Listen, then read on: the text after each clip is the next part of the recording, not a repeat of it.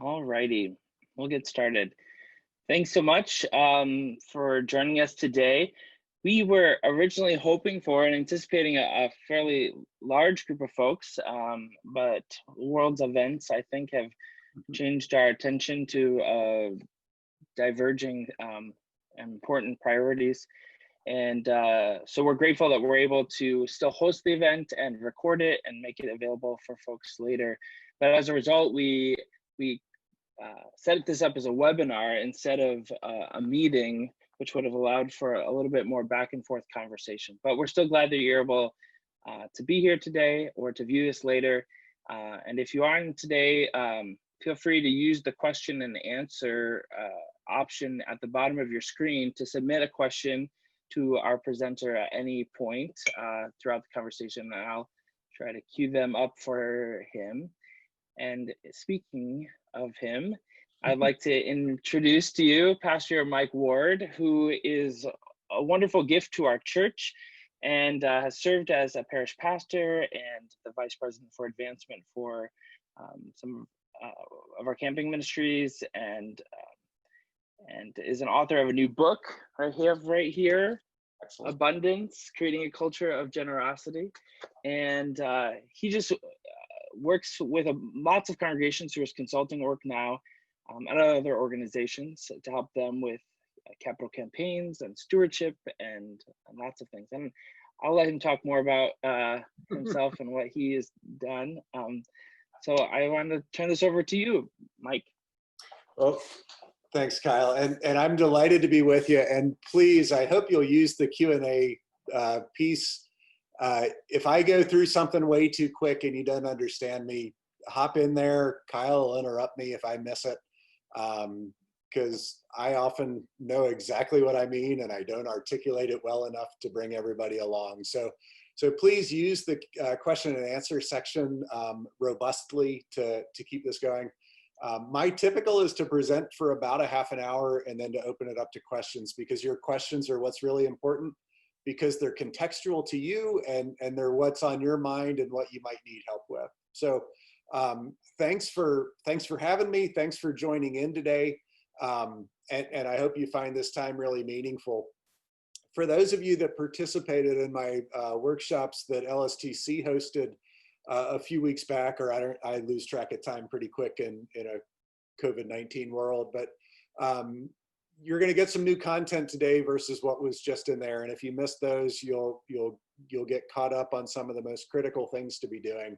But we call this stewardship in uncertain times because these are certainly uncertain times. And that's primarily related to what's going on with the pandemic and not being able to gather and how to have worship in the midst of all that. So let's just kind of get started. You'll kind of get to know me as I present, and hopefully you like it. But if you don't, use that Q&A section to let us know. I have some additional resources. I don't like to do 5-hour Zoom meetings. There are other resources. There are plenty of things that we could talk about.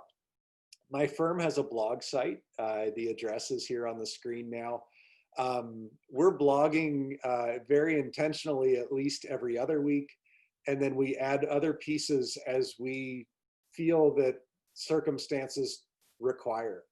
I think the most recent blog is from a colleague of mine that includes part of the CARES Act that about the deductibility of gifts for up to $300. And the reason we included that is because many of our congregations, the largest giving category is people who give less than $300 a year. We actually think that what's there in the CARES Act is something congregations can utilize to help grow people up to $300 a year, but that would only be a targeted piece. And so that's there. I have a video on communication. We have there's a great article by my colleague Jenny about how do we treat first-time donors, and congregations are getting more first-time donors than we're probably used to because we're launching our services by video. So check out our blog if you like it. You can subscribe if you hate it. I encourage you to just totally ignore the fact that I ever sent you there. and don't tell anybody you didn't like it. So, so that's there for you. Then I was invited by the camps I used to work for. The organization is called Novus Way. They're the Lutheran camps here in Region 9. I did a 6-week podcast series. I believe 3 or 4 of those have been published. And if you like podcasts, it's a way to get some more information about stewardship in these times. And then Kyle mentioned my book. So there's a few places you can go for more information. And hopefully that's helpful to you. So some of the newest trends that we're seeing right now, I'd say the key new trend that we're seeing are special gift appeals and their success. Okay, so when this pandemic hit back in March, I think people were fearful of being able to raise any extra money, and we're pretty hopeful that they could just sustain giving at the levels they were at. We are seeing in several cases where there was urgency, special gift appeals happening and happening very well. A pastor on the coast of South Carolina, they discovered that the roof was leaking and the air conditioner went out. Total price tag of about $90,000. And certainly he hoped that it would have been any other time that this happened. But this was the timing that he was given. And so there was a need for $90,000 to be raised. And so we put together a special gift appeal. They got a $10,000 challenge gift if 70 families participated. And the reason for this is the number one reason a special gift appeal tends to fail is that not enough people participate. So we got a $10,000 challenge gift to be given only if 70 families participate. We're in the 4th week right now. We have 48 families participating, a total of $66,000. And that does not include the challenge gift. So as you can see, if we reach that 70 family participation level, they're going to exceed their $90,000 in gifts. And so doing very, very well. We're also seeing special gift appeals still for special local ministry. My congregation got one of the ELCA World Hunger Grants. We were told by an email at 10:02 a.m. on a Friday that we had a couple of weeks to subscribe. If we gave $750, the ELCA would give us a $500 World Hunger Grant. It was less than an hour later that we exceeded $900 in gifts. And by the end of the day, we had over $4,500 in gifts for our local food pantry that we are a supporter of and a co-sponsor of. So special appeals for ministry that's making a difference in people's lives are also happening very well. So it's not a time to have to retreat. It's a time that this can happen. The other thing that we're seeing is congregations have a high desire to get into strategic planning now. This crisis has demonstrated to us that the ways of doing church are evolving and changing. And I mean this in a very positive way. We reacted in mid-March to start offering virtual worship. If I had asked most congregations in February, do you want to launch a virtual service? Most would have said, why do we need that? And in March, it became very apparent and very critical that we do it. So we reacted our way into having virtual worship. Well, people have recognized that God is at work in a different way now, and people are willing to look at the world differently, which is causing people to want to get into strategic planning. Strategic planning has 2 parts. It's the institutional identity piece that is seen in mission, vision, and core values. And then there's the piece of what do you do with that lived out through goals, objectives, and tactics. And so what I'm encouraging people to do, even if they only look strategically at virtual worship, is the time is to have this conversation is now. Let's pretend we're 18 months from now and we have a vaccine and everybody who wants to worship in person can. What is the purpose of and place of virtual worship in your context? And so strategic planning now answers that question and helps you live into that. In the last 2 days, I've had 2 congregations call me about strategic planning assistance. And I'm currently doing 2 strategic plans, and there's more and more energy behind this than we've seen in a long time. The other thing we're seeing is many congregations have had moderately strong spring financials. I have a number of congregations I work with that are ahead of budget projections for revenue. I have others that are right where they think they, should be, and others are pleasantly surprised with how it's going. We need to do some work to encourage that, and I'm going to show you why right now. So we've looked at giving in a recession over the past 5 recessions. There's been 5 of them since 1980. In each of those, this is good news, by the way, in each of those, Protestants have increased the percentage of income they give, okay? So as people see their neighbor in need, they give more away. We're still living in the church anyway, in the initial positive response, that stories like the food pantry giving that my congregation did, that people see their neighbor in need and they want to give extra to that. We certainly have seen that from congregations that are responding as there's the peaceful protests going on, in providing food and water and medical supplies to the protesters. And so we're living in an initial positive response where people will give more. By the way, there's a question about the PowerPoint being available. I will make the PowerPoint available, and this session is being recorded. The whole recording will be available as well, so you can share it with others in your congregation and others that you know. But we're living in that initial positive response. For nonprofits across the country, the initial positive response may be starting to wane. The good news for the church is always the last to see that positive response wane. And depending on how we act during this response could be whether or not we see the decline in the congregations. Decline will hit animal organizations first, and other nonprofits where they don't think they're as relevant to the response. What we need to do as we're in this initial positive response is tell generosity stories and tell stories of impact. And both are readily seen, and I'll get more into that in just a moment. But there could be a decline in giving through the summer and early fall. And then when people are ready to see the new normal come about, there'll be a surge. And this is where major donors lead. And why I talked about strategic planning is major donors tend to invest in strategic decisions.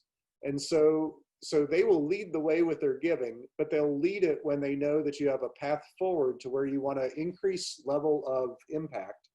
And you sense that God is calling the organization. We think that's going to hit late fall, which is about the time many congregations will be in their stewardship appeals, which is really good. It may also happen at year end, which 35% of giving in America happens between Thanksgiving and Christmas, or I'm sorry, Thanksgiving and the end of the year. And so major donors can lead there as well. And then the new normal will settle in as we begin the new year. But the good news is congregations don't have to see that decline and can go from positive response to surge. It takes good planning, and it takes good telling of stories of other people being generous and stories of the ministry having an impact on people's lives. By the way, there's a video in our blog site about communication, and that video talks all about generosity stories and impact stories.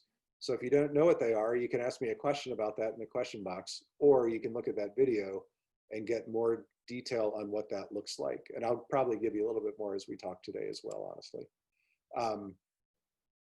Because communication is just so important. So first, it's that outcome. Still, I think my favorite story of outcome through this pandemic came early on. It was a congregation in South Carolina that the day that they posted their first virtual worship service, the very first comment was from somebody who said, I woke up this morning feeling a need for God. I'm not a member of your church or any church. I found your virtual worship service and I found what I was looking for. Thank you for that. You better believe I'll be back. That's part of the impact. Part of the impact, my congregation launched a virtual Bible study today that my wife she's a teacher, and she was able to participate in about an hour and a half ago. And she's delighted to have that opportunity that even in the midst of being socially distanced, she can still engage and be part of a Bible study. So it's that impact, the difference that makes in her life. Not just the fact that we did it, but that it meant something to her. And so we need to be telling that outcome, not the busyness of what we do, but why we do it and what difference it makes. It's good for us to communicate from a crisis communication plan. We don't need everybody talking.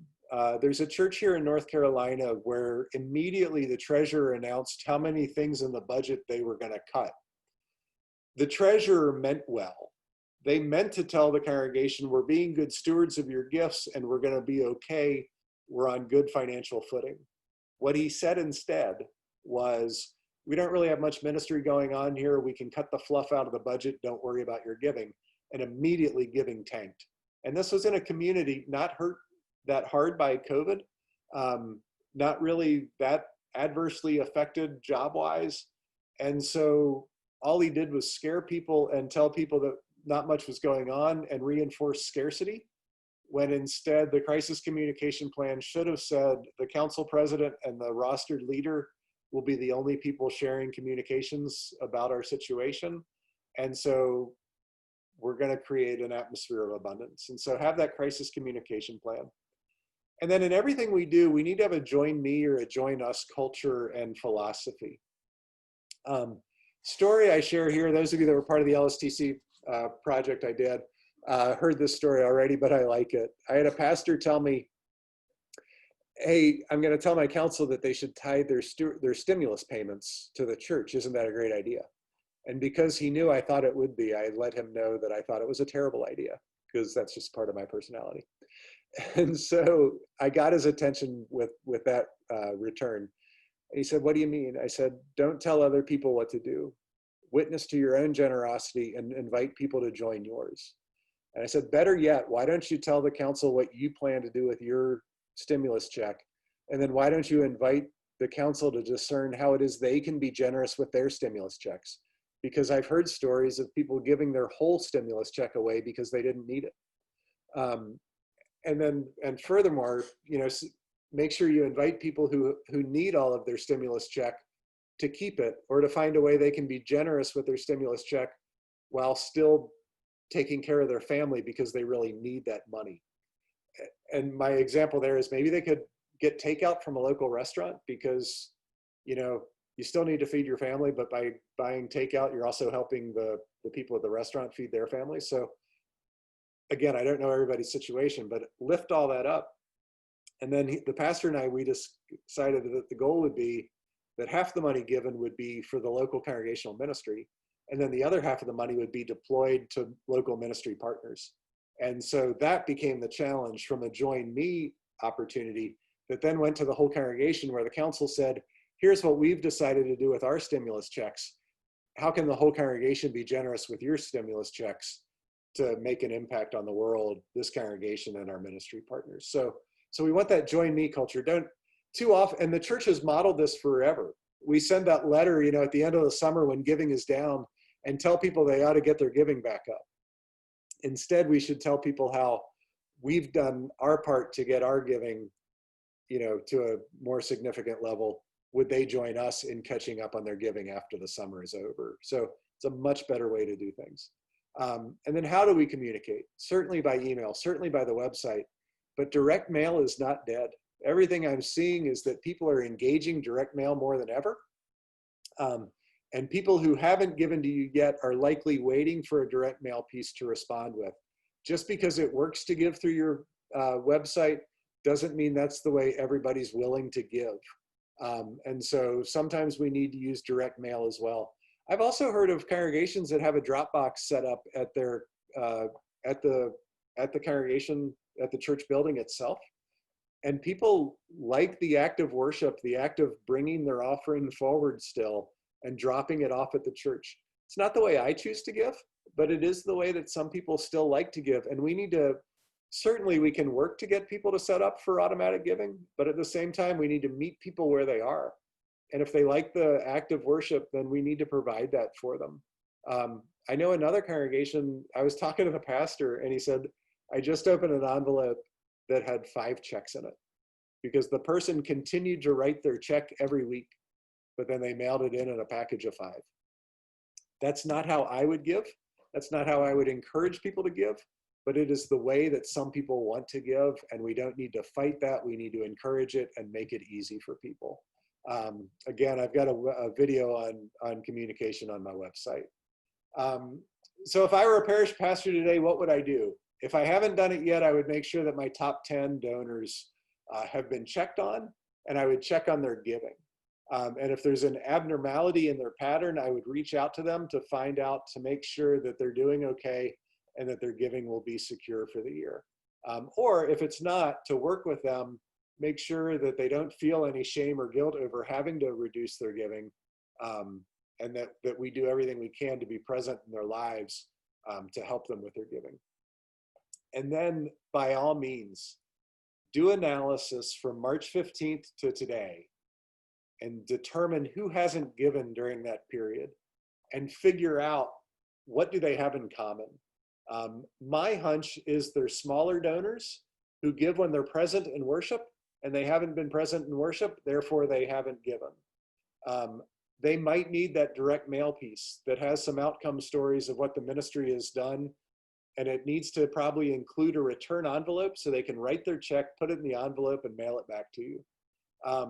But do the analysis, and after you've done the analysis, figure out the approach. And if you do the analysis and can't figure out the approach, that's when you need to find my email address and reach out to me, and I'll be happy to talk you through what I would do next if I were you, based on what you've discovered in the folks. Real quick aside, I won't do that next week. I am going to turn my phone off next week and be on vacation, whatever that means in this world today. But any other time, the end of this week or beginning the week of June 15th, I think it is, feel free to reach out to me and I'll be happy to help you look at what you discover. And then we also need to look at who's really stepped up their giving, and how have we done it saying thank you to those people that have really stepped up their giving. I was just on a call right before this where somebody mentioned they went ahead and gave all their giving in the month of March because they knew that there would be people that couldn't give right away, and they wanted to have a chance, that the congregation didn't have to be fearful about paying its bills. And so those stories are happening. Well, that person should be thanked. That person should be, we should let that person know we're grateful for them stepping up. So a question just popped up. Who do I recommend doing the reaching out, a rostered leader or a lay leader? So normally speaking, I want the lay people reaching out in what I call care calls. I think a great activity for the council right now is for them to go through the church directory and just check in on everybody. Check in on every family, make sure people are doing all right, make sure people know how to engage the ministry that's taking place, find out if there's any critical needs that the church needs to be aware of. And so that's the place I think the lay folks should be involved. I do think that lay people can reach out to invite people to make gifts, but I don't want them doing that if they're not comfortable. I think if it's one of the top 10 donors, that should only be done by the rostered leader until you know that you've got other people that are adequately trained and can handle those calls. If you find that you've got 300 calls to make, then by all means, it's going to have to be some lay leaders helping with some of those calls. At the same time, if I had 300 to do, I would do some direct mail tactics first. Again, creating an outcome story piece that includes an invitation to give with a reply envelope. So depending on the volume, I don't think our rostered leaders have enough time to do all of those calls. And so in that case, I think some lay people would have to be part of it. And so now I was curious if this would come up. I knew it would come up if this was a call in the southern United States. And I'm seeing it is pretty much across the country. I know it's true in Wisconsin too. What about rostered leaders who don't know what their members give or who don't like to know what members give? So we actually did just post a video about should the pastor know on our website. And so you can find that there as well. Every leader is going to have to discern this for themselves. I ground my stewardship work in Jesus's words of Matthew 6:21, that where your treasure is, your heart will be also. And so I very much look at the giving of a person as a matter of their heart. And I think pastors need to know matters of the heart. And so we don't do this, shame on us if we ever treat somebody better than somebody else because they give more. And you hear those stories out there, but I've managed my career that I treat people differently based on their giving, but I don't treat anybody better than anybody else because they might give more. But it's okay to treat people differently. If you have a family in your congregation giving more than 10%, you can treat them differently than the family that's giving less than 1%, because they're at a different stage of their generosity journey, but they're no better than anybody else because they give more. You can converse with them differently because of where they've arrived at their stewardship journey. So it's probably a longer question than we may have time for today. Again, I've got a video about this on my website. I think it's important. Now, if you desperately don't want to know, train your financial people to tell you, hey, this family just had a dramatic increase in their giving. You should call them and thank them for that. So you don't know if they went from $10 a month to $50 a month, or whether they went from $100 a month to $1,000 a month. You don't know that. But what you know is they had a dramatic increase. And so you can have a conversation with them about that. At the same time, they should be taught to teach you if somebody has a dramatic decrease or has stopped giving. And that's a matter of the heart. And so you don't need to know the numbers necessarily. You just need to know the pattern that has changed so that you can engage that conversation instead of having this just be an area where you're blind and not knowing what's going on. So I'm happy for more questions about that as this time together progresses. But that's certainly my initial answer to those questions, which I definitely get a lot. So here's a place where I'm encouraging and wanting the church to be a little bit countercultural during these times. Any congregation that works with me is required to declare at the end of the year what they will do if their revenue exceeds their expenses, okay? So if you get to December 31st and you have $1,000 in revenue that you didn't have expenses for, you have to declare what you're gonna do with that $1,000, because the worst thing you can do for stewardship is just have it go to your reserves, unless there's a real reason for it to just go to your reserves. But so I want you to declare that with every dollar that you get that exceeds expenses, we're going to give it away, or we're going to invest in technology so we can do better virtual worship, or we're going to split it 50% to a ministry partner and another 50%, to internal ministry initiatives that will include these things. So at the end of the year, anybody that works with me has to declare it. I think if we want to see more money coming to our congregations now, that every month we should declare what we're going to do with revenue that exceeds expenses this month. And if that's too frequent for you, do it at the end of each quarter. So at the end of the second quarter, if revenue exceeds expenses that we needed during this quarter, we're going to give an extra, 30% to the synod, an extra 30% to our ministry partner, and an extra, I'm going to run out of percentage, 40% will be used to enhance our ministry here in the following ways. Whatever it is, because what we need to demonstrate to people, we need to demonstrate that the kingdom of God is not recognized just because we meet a budget number. The kingdom of God has plenty more that we could be doing beyond our budget. And this is a way to start to demonstrate it. It's a way to start leading people to abundance.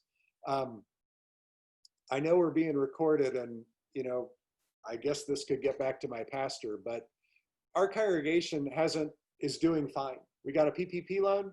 Our revenue is right where we need it to be. Our expenses are lower. They've declared nothing additional that our giving could go to.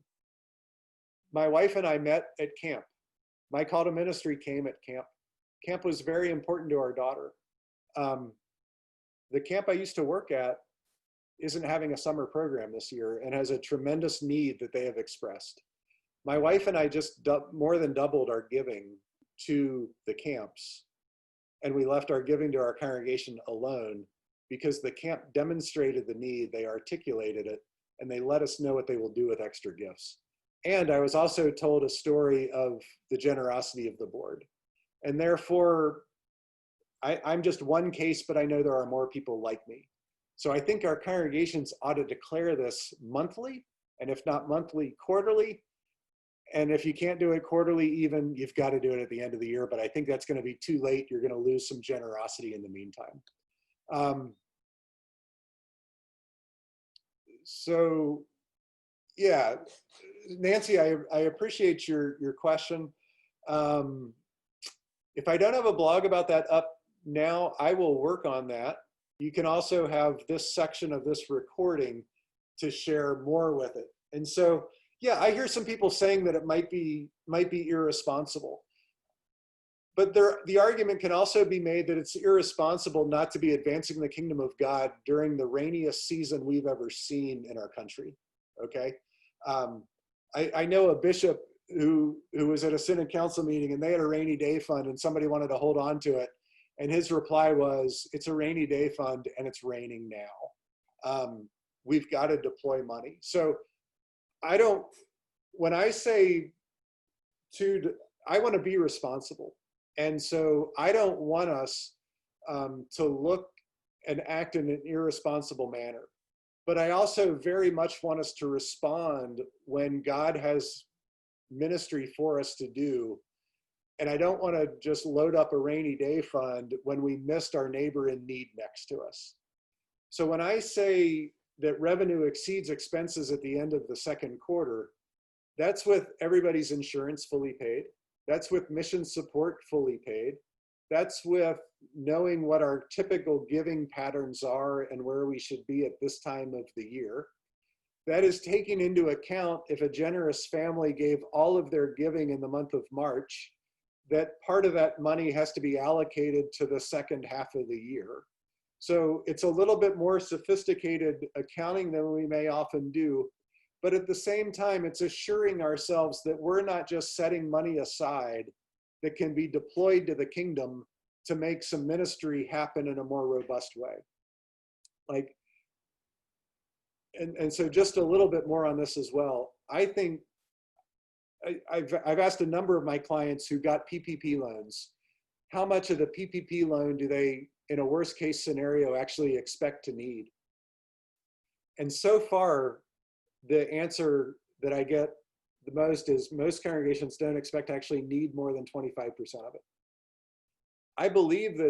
I personally believe that it would be unethical to end the year with any equivalent of that PPP money left over, because the government gave us that money to keep people employed and to keep our ministry strong in these times, not to save it for later. And so I think congregations need to be looking at how are we going to deploy this money. So I realize that what I'm proposing is going to cause some financial people in congregations some consternation. But I also think that there's a point in our lives where we have to trust God is going to be with us in the future. And there's a place where we have to recognize that people want to make a difference in the world through the ministry of our congregations. And we need to be continually offering people ways to do that in a way that keeps our ministry strong and leads us to know that the budget is not the end all where the kingdom of God gets experienced because we meet the budget. And so we need to be giving people those extra ways. Otherwise, you're going to have donors like me that are going to give extra giving directly to the camp, whereas the congregation just didn't have anything else for us to give to. I mean, we increased our giving to the congregation this year. Don't hear me that I don't care about it. I care deeply about my congregation. But I also, there's a lot of ministry in this world that I want to see strong when we come out of this pandemic. And there are people all over like me that are willing to step up their giving, and we need our congregations positioned to help with that. You know, and it could be, you know, extra giving to the synod, because I'm pretty confident your synod has stepped up in the ways in which they're serving. And we want to keep the synod strong. If there's a congregation that had to cut their giving, we want to support that and make sure that our synod remains strong in these times. or our food pantry, and our food pantry, and our camp. You know, I often say, I don't want to end this pandemic and have the only organization left be my local congregation. That is not a vision for the kingdom of God that I want. And I think the congregation is positioned to help strengthen all these other organizations. And we need to give people a way to do that. So I invite more questions on that topic. I think I've beaten the dead horse, but please feel free to ask more about that. And I know it's countercultural, and I know it's different than the ways in which we typically operate. But I think we're living in different days when we need to operate differently and give people a picture of a larger opportunity for the kingdom. And I think it just makes us more relevant. All right. Telling outcome stories and generosity stories during worship and during the offering, I think is kind of required to keep giving strong. And I think it points us to much of the good news that is happening around us. And so by generosity stories, those can be told anonymously. That to say, hey, we had a family this month that usually gives $400 or gives $40 a month. This month they doubled their giving to $80. I had a pastor say, you know, I don't know what I can do in the month of June, but I know in the month of May I can double my giving, so I will. And that story of generosity given to the congregation encouraged many others in the congregation to step up their generosity. Nobody wants to be the only generous person in your organization. And so as we give people stories and modeling and mentoring, they will step up and be other stories of generosity as well. Again, they can be told anonymously. It's not about lifting one person up over another. It doesn't have to be the largest donors in your congregation. It can be those regular acts of generosity that step up. I had one congregation where they used the story of the newest family that signed up for automatic giving to tell their story as to why they did that. Why now? And it was a story that, you know, we've heard about this for years even, and we couldn't imagine our offering not getting to the church. And so we set it up now, join us. And in that month, 9 other families joined them in automatic giving. Something that I thought would have decreased during these uncertain times. It increased because we've apparently done a really good job of branding our apps for automatic giving, that people trust it. And now that they can't worship in person, they're willing to engage them and use them. But telling people they should do it doesn't work. Inviting people to join me in setting up your gift automatically is the way to do that. People don't respond well being told what to do. But people respond wonderfully when you say, will you join me in setting up an automatic gift? It worked great for me. I think it can work great for you as well. And we need to get into that mentality in our congregations. Quarterly reminders, hopefully you do some regular communications with your donors. They'll be coming up again the end of June. I think it's a great time to make these a little bit more personal. Tell some outcome stories of some impact that the ministry has had, of ways in which people see the significance of the ministry. Let's not have these look like a transactional receipt. I hate for the idea of giving to a church to simply feel like a financial transaction. I want it to feel like I'm investing in ministry and that investment is making a difference. I think rostered leaders should set a goal of calling one donor a day and thanking them for their giving. I think we need to have plans in place for saying thank you to first-time donors. With virtual worship happening, we're getting these first-time donors. And certainly I'm the stewardship guy, and you know, I want us to care for a donor so that they become a long-term donor. But holy cow, if somebody sends you a gift, they've engaged your ministry in a new way, and they're saying, I like what you're doing and I'm interested in that. Can we have a relationship? I mean, again, Jesus says where your treasure is, your heart will be. It's a matter of the heart, and it's a time when a first-time donor comes up that we have a chance to get more of their heart engaged in our ministries, and that's what we need to be about. And then in those quarterly reminders, if we can tell some stories of impact, people will appreciate even more the ministry that our congregations are having, the difference in people's lives that it's making. And by the way, if you don't know where these stories are, at your next council meeting, start your council meeting with the question, how have you seen God at work through the ministry of our congregation in the last month? And just listen to those stories. Those are your stories of impact. When you call a donor, call them and say, how have you experienced God at work in our congregation here in the last month? They will tell you these stories. But these stories in our Lutheran DNA, they don't just happen. We have to ask for them. We have to encourage them, and then we have to tell them. And as we do that, then we create a culture where it is okay to tell these stories. So, and then finally, just again, we have a program called Stewardship for All Seasons. 2 of your Chicago congregations after my LSTC presentation asked to join, and I have brought them into our program in other synods. If you're interested in that, reach out to me and we'll figure out what that means. We're almost big enough just to start a program there in Metro Chicago. I'm happy to do that. We have another program we're launching this year called Beginning a Culture of Generosity, just to help through a fall stewardship drive. And again, we can bring you into that. My book, I think, is relevant more so today than even before. Kyle showed it before. It's available from Fortress Press or available on Amazon and Barnes & Noble if you want more. And many of the things you had questions about are directly addressed, including the pastor knowing what people give, how donors act and how to respond to them. And so that's there as well. Let's get some more questions out there. I think that's enough from me in any one direct kind of piece. And so let's get back to what other questions you have. I appreciated them throughout, but let's make sure we take time now for other questions that you might have.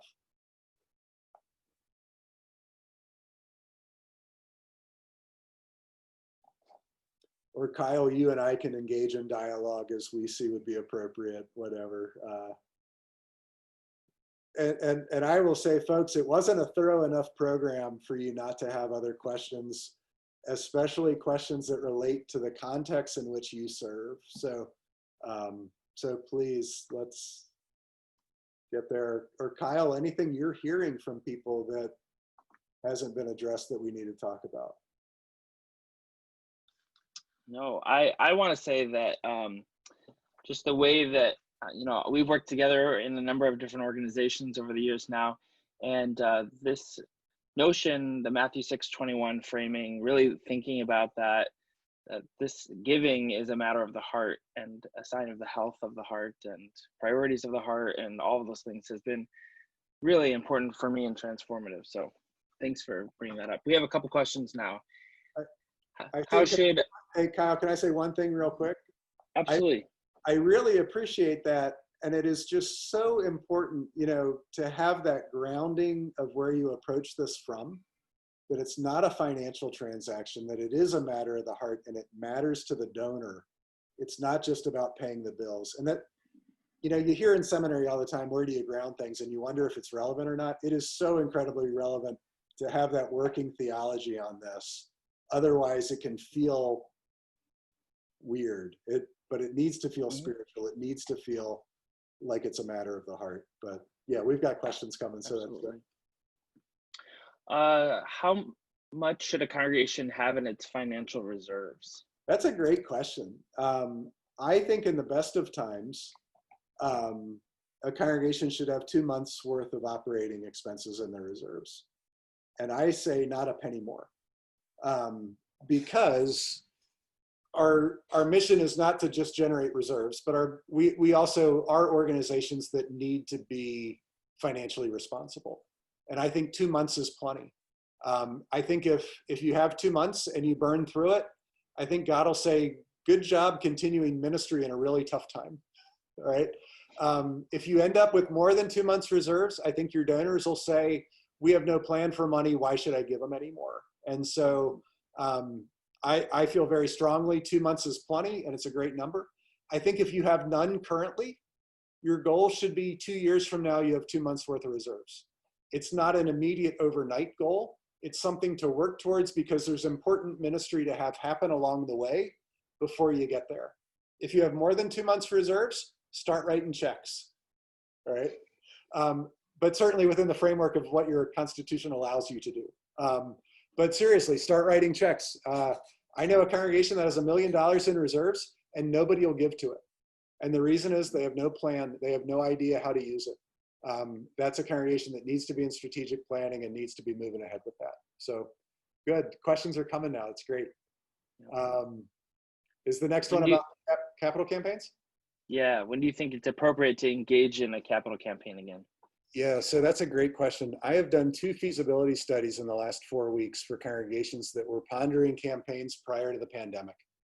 The first congregation, it's full steam ahead. They have no reason to wait any longer. They can raise enough money to implement the project, even at reduced, some people have less wealth right now, and so will give less, but they still have the capacity to reach enough that they can implement the mission and vision. So it's full steam ahead right now. The other congregation, it was a debt relief campaign, and the study showed that until they can provide more urgency to get rid of the debt, that it's not quite time. However, they can almost eliminate the debt with what would be available to them now. So I have one of the first blogs I did at my blog site during this pandemic was about campaigns in times like these. And it references highly some work that Gerald Panis did back after the recession in 2008, 2009. And it's really a fascinating article that, yeah, maybe you can raise less money than you could have before, but it's still a lot more money than you had before, right? Mm-hmm. So even if you can only raise 75% of what you would have been able to raise before the pandemic, and so instead of raising 100,000, you can raise 75,000. What can you do with that 75,000? And is that enough to launch a new ministry initiative? So when do I think, the best time to do a campaign is when you have urgency and the people are behind it. And again, it's going to be different for everyone. But I have a congregation, and let me also say, I had congregations that shelved campaigns, and we had a congregation that is actively in a campaign, finishing up like right now, doing very well.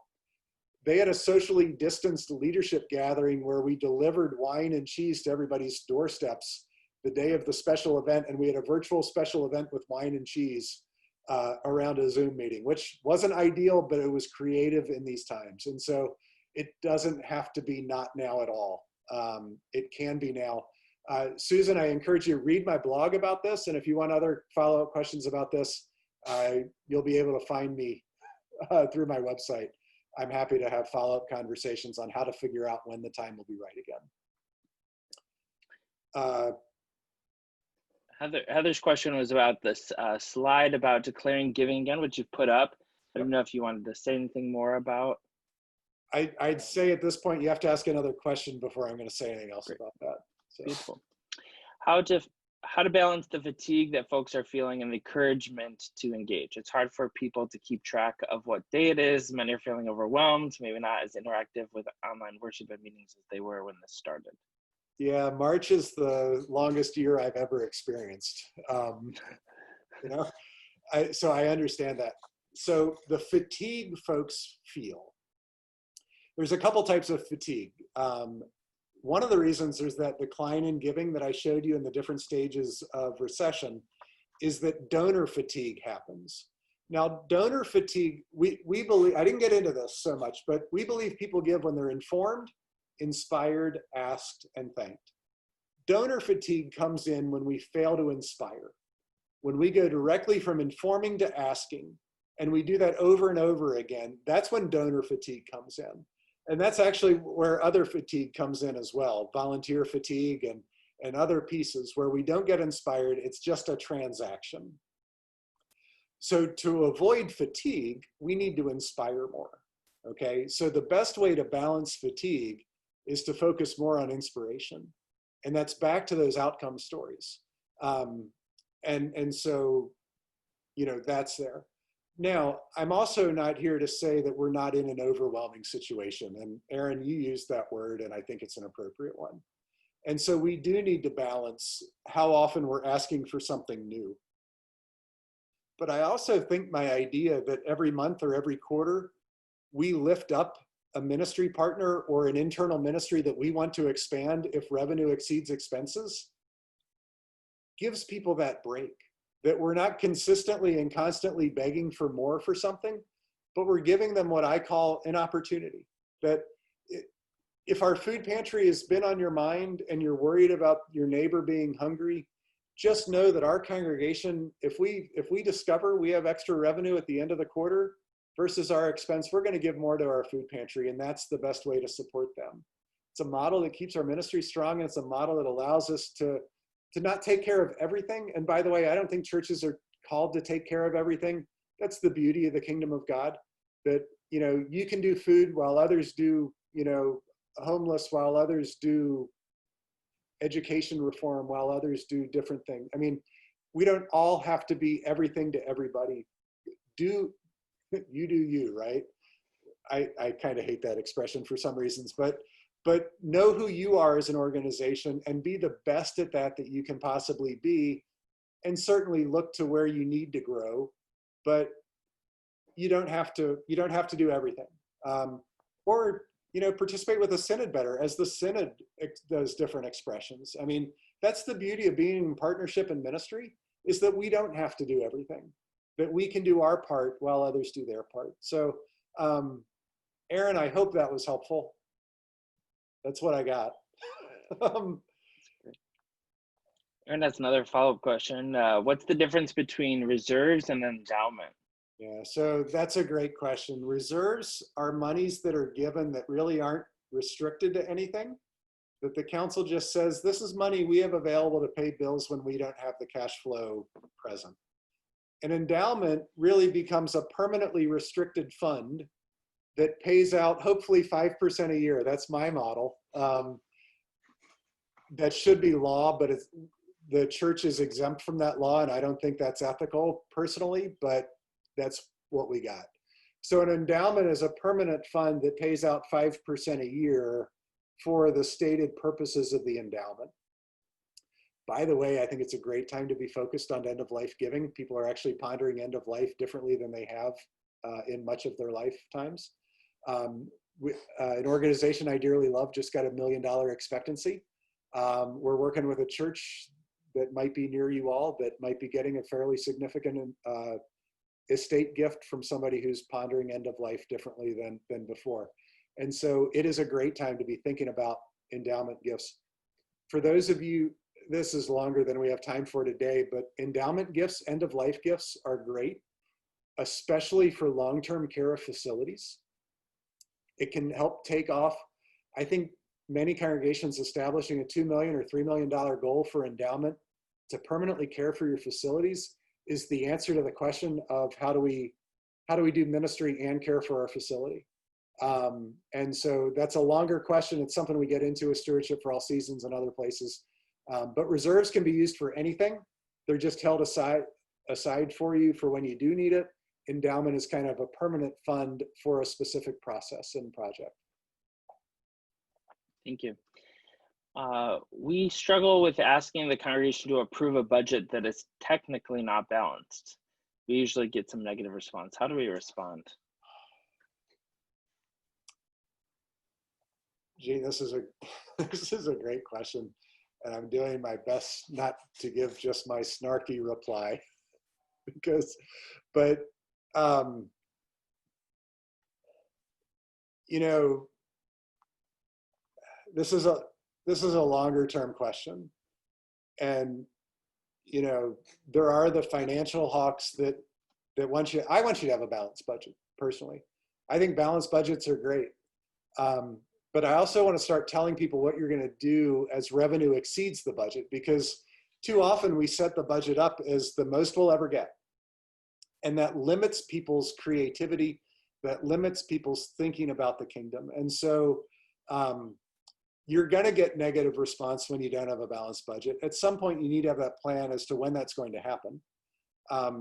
And, you know, actually, if you can, tell me how big is your budget and how much short do you tend to be? I want to go ahead and use a little bit more example here as I can. So if you can give us that, I'll give you a fuller response that I think will relate to other people as well. So how much short and how much do you usually get? Because what I'll tell you, the Stewardship for All Seasons program I've told you about that we do, churches in their first year will grow 10 to 15%. Rarely is that not true. The only time that tends to be true is when one of your top 3 donors dies before we get a chance to implement the program. And so most congregations with a more solid stewardship effort can blow through that first 10 to 15% in growth needed. See, you're right there at that 10%. We could eliminate that in the first year. I mean, and so the idea is, let's set up the goal to grow that, close that gap, and get there. And then you can kind of, what happens when we constantly present that shortfall is people then start to believe the money's not there, which reinforces the scarcity mentality. I think a little book study on the feeding of the 5,000 would be great. You know, the disciples say, hey, send them away. There's not enough here to feed them with. And Jesus says, no, there is plenty here. Sit them down. There won't only be enough, but there'll be enough to share. And honestly, I see over and over again, $500,000 budgets grow by $50,000 and $65,000 in a single year to take that off the table when we shift from thinking scarcity to thinking abundance. And it's not that simple, but it is not easily. It is definitely possible to change that and to change that right away. So at this point, though, I think what I need to say is let's have conversation directly. So Gene, if you want to reach out to me, I'd be delighted to schedule that conversation. We have lots of experience changing that scenario right away, and then moving you to what's the next new ministry we want to accomplish. You know, another way to get at that, do a book study on my book. I mean, I'm not here to just sell books, but honestly, it's that shift in thinking from scarcity where we don't have enough to that idea that we have enough and we have enough to share. That's my definition of abundance, by the way, is we have enough and we have enough to share. So, so good question. Thanks. Any others?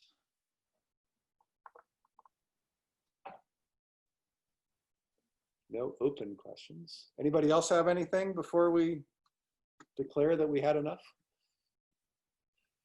Maybe too big a question for this meeting, but do you recommend stewardship goal setting being tied directly to budget? No, we look at stewardship goal setting as what's God calling you to. We think it's very appropriate to be putting ministry in front of people that we promise we will do after the budget is fulfilled even. So it's okay to tie the two together, but we think one of the biggest shortfalls in churches is the failure to think about what ministry we would do and declare that beyond the budget. And so a great exercise is to say, all right, if we had $100,000 more than we think we're going to get, what would we do with it? Because until people start to vision what that is, the budget has become the goal. And if you have no plan beyond it, why would I help you exceed your goal? I'm going to help other organizations reach their goals because they've declared them. And so you can tie the stewardship drive and the budget together, but you can also very much declare those goals well beyond. And Nancy, if that is still murky, great time to reach out to me. So.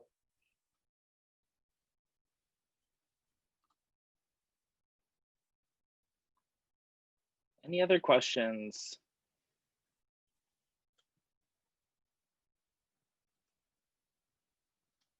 If not, I also see that Bishop Curry is with us and be more than willing to invite him to greet us. Or